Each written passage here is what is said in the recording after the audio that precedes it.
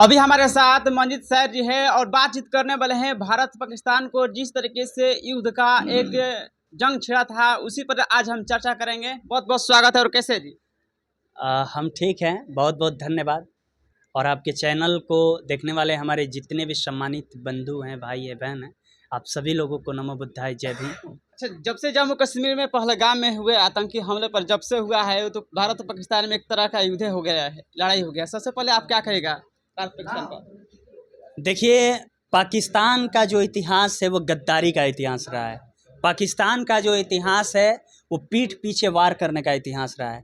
लेकिन हम जिस सरजमी पे जन्मे हैं, हम जिस मिट्टी के वारिस हैं, उसके खून में कभी भी गद्दारी नहीं रहा जी। और पाकिस्तान जो है हमारे ही मुल्क से कटा हुआ है, अर्थात भारत उसका जो है बाप है, पाकिस्तान बेटा हुआ है। तो बेटा जो है हरकत करता रहता है, नादानियाँ करता रहता है, लेकिन हमारा जो मुल्क है मुँह तोड़ जवाब देता है।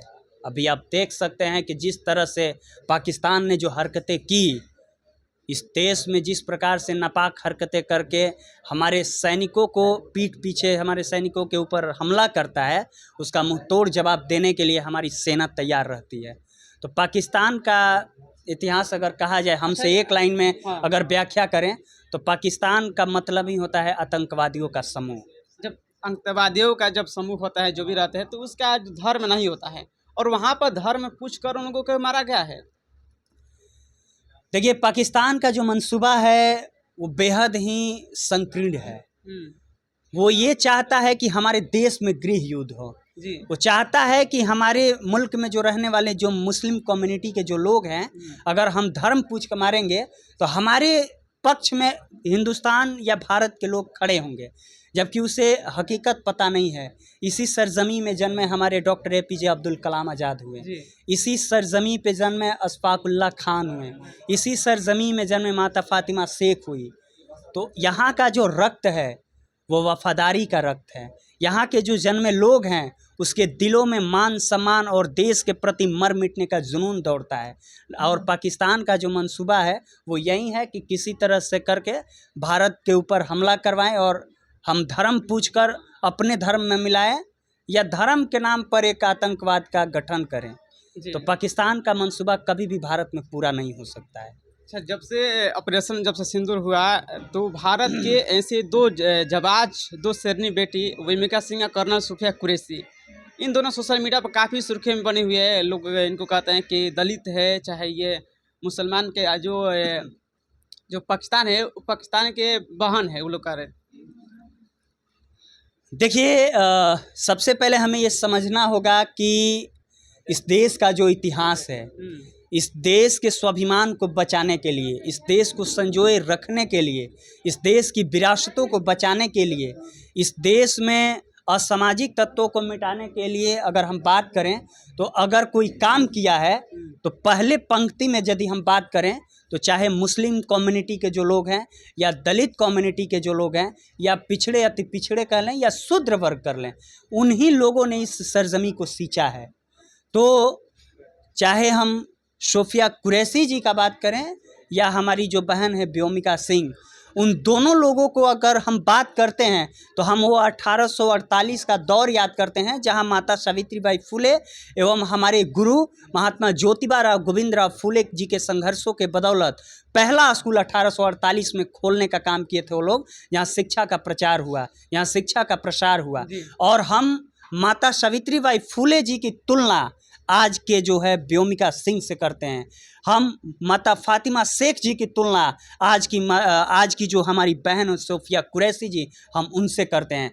तो वो कल हमारे ही पुरखा इस देश के जो असामाजिक लोग थे, इस देश में जो कुरीतियाँ थी, उसे मिटाने के लिए हमारे पुरखों ने लड़ा। इस देश में बराबरी की व्यवस्था लागू करने के लिए हमारे पुरखों ने शहादतें दी और उसी सरजमी को, उसी देश की मिट्टी को संजोए रखने के लिए आज भी आप देख सकते हैं कि हमारे देश की, हमारे समाज की, वो पूरे देश की वो बेटी है। बट जो लोग कहते हैं कि ये दलित है और मुस्लिम है, तो हम फक्र के साथ कहते हैं कि हाँ, हम दलित हैं। दलित का मतलब होता है दबा हुआ, दलित का मतलब होता है कुचला हुआ, गर्व से कहते हैं। दलित का मतलब होता है दमन किया हुआ, जी। हमें दमन किया गया, लेकिन फिर भी हम देश के खिलाफ खड़े नहीं हुए। हमारा दमन किया गया, फिर भी हम देश के खिलाफ एक शब्द कुछ भी हम नहीं बोले। डॉक्टर बाबा साहब अम्बेडकर कहा करते थे कि जब हमारे और देश के बीच में यदि बात आएगी तो हम जो है देश के साथ खड़े होंगे, और यदि देश और हमारे समाज के बीच की बात आएगी तो हम समाज के साथ खड़े होंगे। तो हमें गर्व है हमारे समाज से आने वाली व्योमिका सिंह पर, जिन्होंने ऑपरेशन सिंदूर जैसे जो मिशन है उसे सक्सेसफुल बनाया। हमें गर्व है हमारे ही समाज से आने वाली, वो समाज हमारी ही है, मुस्लिम हो, हिंदू हो, सिख हो, जैन हो, पारसी हो, बौद्ध हो, चाहे जितने भी हमारे मुल्क में जो धर्म हैं या संप्रदाय हैं, जितने भी लोग हैं, संविधान सबको अपने धर्म को मानने की आज़ादी देता है।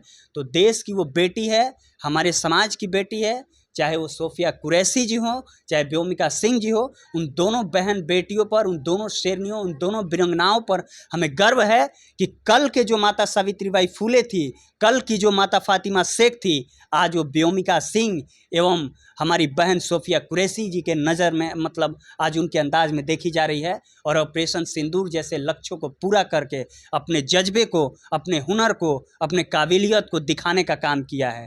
तो हम तमाम अपने देश के जो लोग हैं उन सभी लोगों से मांग करते हैं कि आप लोग आवाज़ उठाइए, इन दोनों बहनों को भारत रत्न मिलना चाहिए। हम इसके पक्ष में खड़े हैं एवं पूरे देश के लोगों से आग्रह करते हैं कि ऐसी वीरांगनाओं को यदि भारत रत्न नहीं मिलता है तो फिर हमें लगता है कि आने वाले समय में हमारे और आपके ऊपर भी प्रश्न चिन्ह खड़ा हो सकता है। इसीलिए दोनों बहनों को भारत रत्न मिलना चाहिए। इन दोनों पर कोई शायरी, कोई स्क्रिप्ट लिखे हैं? देखिए, अभी इन दोनों बहनों पर एक हमारे ही मुल्क में जन्मी एक कह सकते हैं कि मनुवादी विचारधारा की एक महिला है जो इनकी देशभक्ति पर प्रश्न खड़ा कर रही है, और वो बोल रही है संविधान को ख़त्म कर देंगे, बाबा साहब अम्बेडकर को पढ़कर ही लोग आगे बढ़ रही हैं, अम्बेडकर को ही ज़मींदोज कर देंगे। तो स्वाभिमान की बात आ गई है, तो स्वाभिमान पर तो हम यही कहेंगे कि तुम हमें ललकार रही हो, बहुजन समाज को ललकार रही हो, तो हमारा इतिहास रहा है अपने समाज के लिए, अपने स्वाभिमान के लिए हमारे पुरखों ने जानें दी है, शहादतें दी है। और यदि इतिहास नहीं पता हो तो तुम डॉक्टर अंबेडकर को पढ़ लो, तुम उधम सिंह को पढ़ लो, तुम भीमा कोरेगांव का इतिहास पढ़ लो। इतिहास गवाह है कि हमने कभी पीठ पीछे वार नहीं किया है एवं ना ही कभी हमने पीठ दिखाने का काम किया है। और जब जब हमारे स्वाभिमान को कुचलने का कोई बात करेगा, जब जब हमारे स्वाभिमान पर आ जाएगा, तो हम यही कहेंगे कि नब्ज जब्त कर ली जाएंगी, जंग इतना खूनखार होगा, कत्ल के कारखाने खुलेंगे, हमारे स्वाभिमान पर जब वार होगा, हमारे स्वाभिमान पर जब वार होगा। तो स्वाभिमान के लिए उधम सिंह ने जनरल डायर के सीना को छल्ली छल्ली किया था।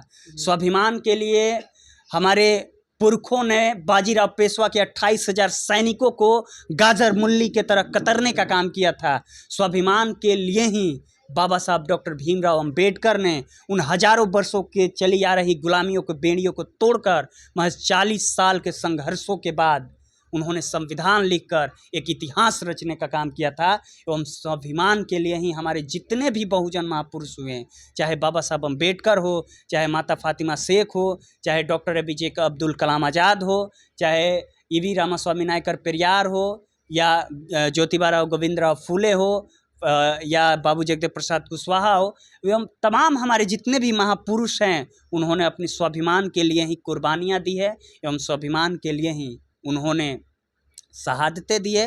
अपने स्वाभिमान को बचाने के लिए उन्होंने न जाने कितनी संघर्ष किया है, हम उसको शब्दों से व्याख्या नहीं कर सकते हैं। तो जब जब स्वाभिमान पर आ जाएगी, हम उन लोगों से टकराने का काम करेंगे एवं ईंट का जवाब पत्थर से देने का काम करेंगे। आखिर क्या दुश्मनी रहता है कि संविधान पर से आरक्षण पर लोग आवाज़ उठाते हैं, ज़्यादातर देख रहे हैं जब इस चुनाव का समय आता है? तो देखिए, ये परसेप्शन जो फैलाया जाता है ना, ये सोची समझी साजिश होती है। चुनाव के दौरान माहौल को जो है बिगाड़ा जाता है, जातियों में उलझाया जाता है, धर्मों में बांट दिया जाता है। आज की जो राजनीति है वो सांप्रदायिकता की राजनीति हो गई है। एक जो बड़ा वर्ग है, एक जो छोटा समूह है, दोनों वर्गों को काट दिया जाता है। बड़ा वर्ग का जो हिंदू का प्रतिनिधित्व आपको पता है कि कौन पार्टी कर रही है, एवं जो अल्पसंख्यक लोग हैं उनका भी प्रतिनिधित्व आपको पता है कि कौन लोग कर रहे हैं। तो देश की जो राजनीतिक पार्टियां हैं हमें और आपको बांटने का काम करती है। कहीं धर्म के नाम पर बांटती है, कहीं जाति के नाम पर बांटती है, कहीं भाषा के नाम पर बांटती है, कहीं क्षेत्र के नाम पर बांटती है। तो बांटने का इसका तरीका अलग अलग है। तो हम अपने लोगों से यही कहेंगे कि आप हायर एजुकेशन लीजिए, आप अपने कॉन्शियस को डेवलप कीजिए, आप पढ़िए लिखिए, अपने अधिकारों को समझिए।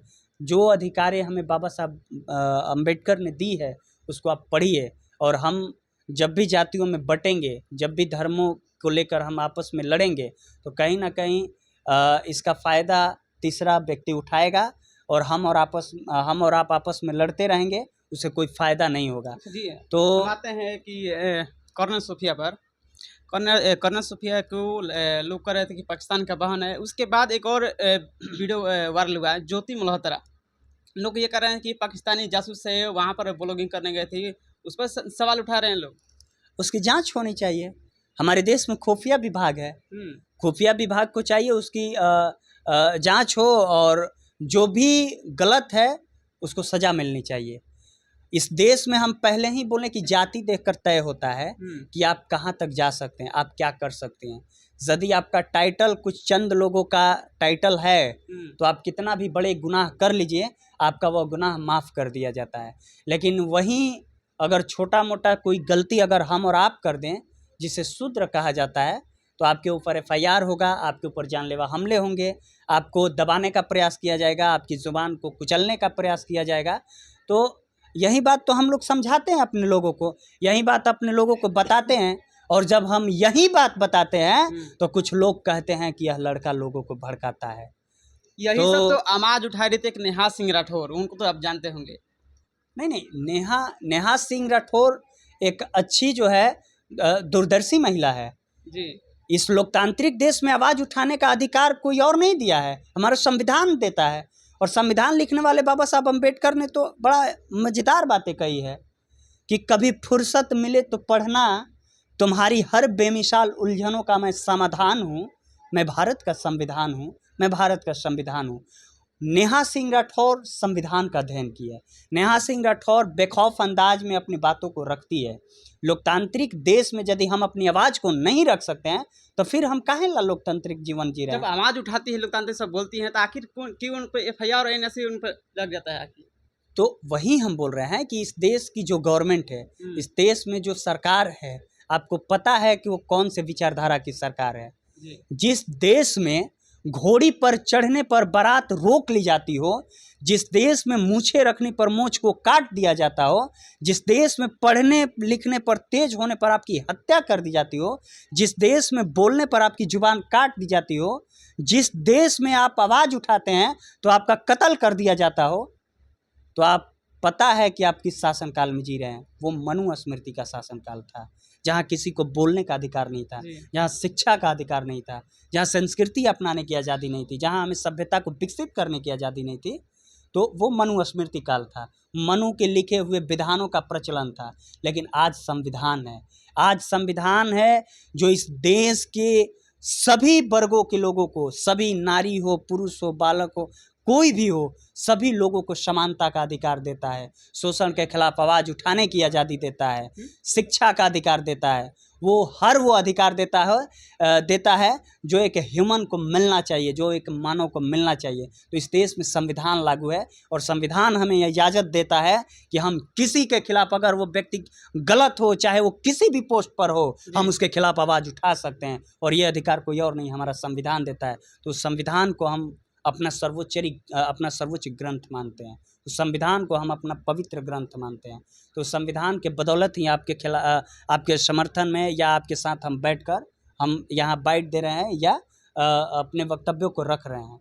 तो संविधान की तुलना यदि किया जाए तो संविधान का तुलना किसी भी ग्रंथ से नहीं हो सकता है। संविधान की तुलना किसी भी पवित्र ग्रंथ से, पुस्तक से, दस्तावेज से नहीं हो सकता है। संविधान अपने आप में सर्वोच्च है, संविधान से बड़ा कुछ नहीं है। अब जाते जाते क्या संदेश दीजिएगा जो लोग भी अगर उल्टा सीधा कमेंट करते हैं, चाहे उन लोगों के लिए क्या, दर्शकों के लिए क्या संदेश दीजिएगा, मैसेज दीजिएगा? नहीं, जो लोग उल्टा सीधा कमेंट करते हैं, जो हमारी आवाज़ को दबाना चाहते हैं, जो हमारी ज़ुबान को कुचलना चाहते हैं, तो उन लोगों से हम कह सकते हैं, उन लोगों से हम कहना चाहेंगे कि तुम्हारी सोच के सांचे में मैं ढल नहीं सकता, तुम्हारी सोच की सांचे में मैं ढल नहीं सकता, ज़ुबान कट भी जाए तो यह लहजा बदल नहीं सकता, मुझे भी मोम की मूरत समझ रहे हो क्या, मुझे भी मोम की मूरत समझ रहे हो क्या, तुम्हारी लौ से यह लोहा पिघल नहीं सकता, तुम्हारी लौ से यह लोहा पिघल नहीं सकता।